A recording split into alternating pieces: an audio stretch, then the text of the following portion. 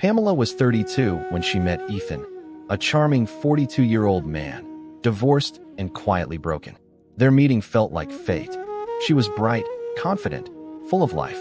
He was calm, protective, steady. They fit together like pieces that had been waiting for each other. Ethan had a son, Liam, 19 years old, distant since the divorce. A year later, when Ethan asked if Liam could move in with them, Pamela said yes without hesitation. She wanted to build something real, a family. At first, everything was perfect. Liam was polite, warm, mature beyond his years. Pamela, unable to conceive, grew attached to him. He filled a void she'd long tried to ignore. Ethan worked late most nights, leaving Pamela and Liam alone for hours. Slowly, something unspoken began to grow. A look held too long, a brush of hands, laughter that lingered in the air. Pamela told herself it was nothing, just affection. But deep down, something dangerous was waking, something she didn't yet understand. That night, Ethan was away on business. Pamela and Liam had dinner together, wine, laughter, music in the background. A moment too comfortable, too intimate. Then, Liam reached across the table. His hand touched hers. She didn't move. Their eyes locked, and the world went still. A nervous laugh escaped her lips. Then his hand moved closer. The air shifted, thick, electric. And then, their lips met. The kiss was hesitant at first, then hungry, desperate. It was madness, forbidden, intoxicating. By the time she realized what was happening, it was too late. The night swallowed them whole. When morning came, she woke beside him in horror. Her heart pounded in guilt. But when he kissed her neck again, she didn't stop him. It was wrong, but thrilling. Every secret moment after that became a fire she couldn't control. Each touch drew her deeper into the darkness. Their affair became a secret flame, burning hotter each day. Pamela trembled at every sound, every vibration of her phone. Liam seemed to enjoy it, the danger, the power. When Ethan left for work, Liam would slip into her room. They'd make love recklessly, breathlessly, with his father's shadow hanging just beyond the walls. Pamela felt alive again, but each moment of pleasure came with a sting of guilt. The more she tried to stop, the more Liam provoked her. He was young, bold, untamed. One afternoon, he took her right there on the couch, where she and Ethan watched movies together. It was wrong. It was thrilling. It was the beginning of her fall. Ethan saw only their growing bond and smiled proudly, never realizing what lay behind it. But Liam's eyes had changed. He wasn't gentle anymore. He was possessive, demanding, and Pamela was starting to fear the boy she once pitied. Pamela tried to end it, but Liam wouldn't let her go. He followed her, messaged her endlessly. Sweet words 1 minute, cold threats the next. If you leave me, I'll tell my father everything.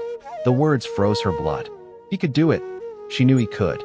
So she stayed, not out of love, but fear. Every day became a silent battle. At dinner, she could barely look at Ethan. And Liam, bold, dangerous, would throw her knowing glances, teasing her with the truth. Ethan began to notice a strange tension he couldn't name. Pamela blushed too easily, looked away too quickly. That night, he lay beside her in silence, his mind turning. Pamela, eyes open in the dark, prayed for peace that would never come. She was trapped, caught between guilt and obsession, and Liam was tightening the noose. Pamela's distance didn't go unnoticed. Ethan tried to help. Gentle words, quiet concern. But every touch from him burned her with shame. She faked smiles. She cooked dinners. She played her part. But her soul was collapsing. Liam, now reckless, left traces behind. A shirt in her room, a message on her phone. Ethan began to suspect, just a whisper of doubt at first. Then came the looks, the laughter that stopped when he entered the room.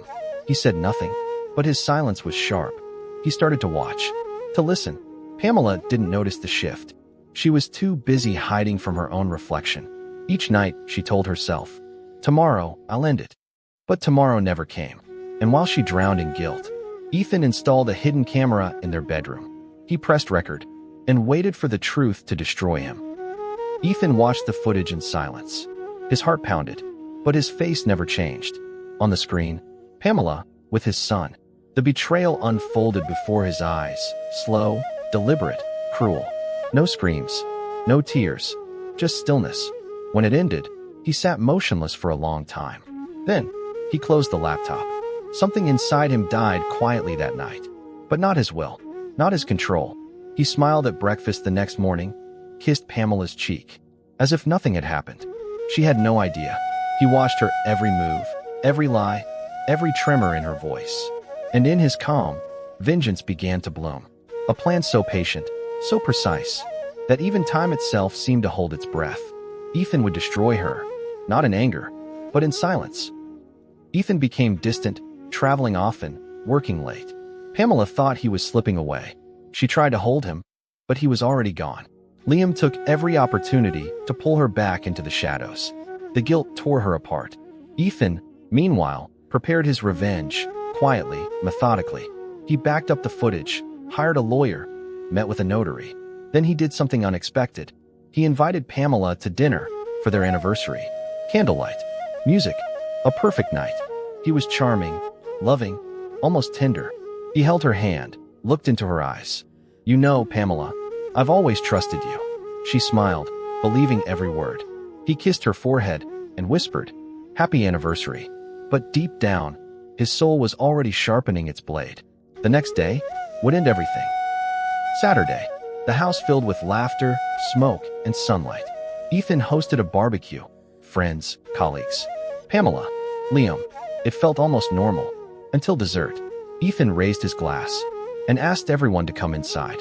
The lights dimmed. A video began to play. Pamela froze. Liam's breath caught in his throat. On the screen, their secret. Every forbidden moment. Every lie. Every betrayal. The room fell silent. Then whispers. Then shock. Pamela screamed, tried to leave. But Ethan's voice stopped her. "No. Watch. Own it." His eyes were cold as steel. Liam lowered his head in shame. The night ended in chaos, tears, humiliation. Pamela ran out into the dark. But Ethan's vengeance was only beginning.